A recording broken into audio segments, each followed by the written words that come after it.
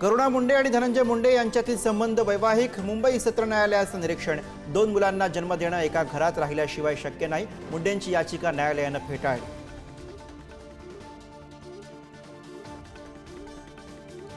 बीडमधून आणखी एक धक्कादायक प्रकार समोर. अवादा कंपनीच्या सुरक्षा रक्षकांचे हातपाय बांधून 13 लाखांची चोरी. बीडमधील गुंडगिरीला कधी वचक बसणार, सर्वसामान्यांचा सवाल.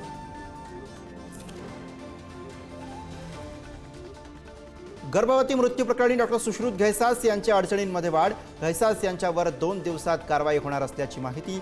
दोन्ही अहवालात डॉक्टर घैसास दोषी असल्याचं समोर.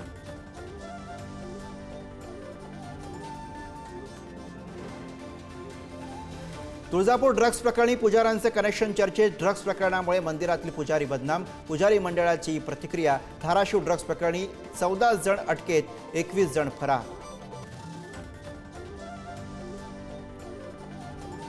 प्रशांत कोरडकरला जामीन मंजूर. इंद्रजित सावंत धमकी आणि शिवरायांचा अपमान केल्याप्रकरणी कोरडकरला जामीन.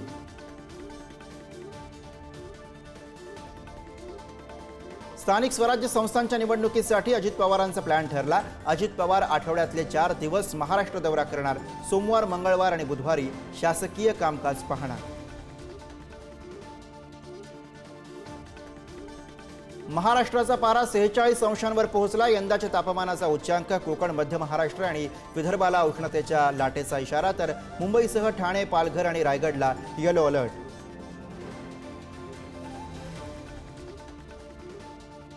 अकोल्यात कवठा गावात खड्डे खोदून काढावं लागते पाणी. धरण असताना गावकऱ्यांना करावा लागतोय पाणी टंचाईचा सामना. हंडाभर पाण्यासाठी पायपीट. आरबीआयचा सर्वसामान्यांना दिलासा. रेपो रेटमध्ये 0.25% घट. रेपो रेट 6.25%वरून 6%वर. गृहकर्जावरील व्याजदर कमी होणार. पुण्यातल्या नांदेड सिटी परिसरात तुंबळ हाणामारी. सोसायटीच्या नावाचे स्टिकर वाहनांवरती लावण्यावरनं वाद. सुरक्षा रक्षकाकडनं तरुणाला बेदम मारहाण. अमरावती शहरामध्ये रील स्टार्सचा धुमाकूळ. भर रस्त्यात रील्ससाठी खुलेआम डान्स. रील करणाऱ्या दोघांवरती गुन्हा दाखल.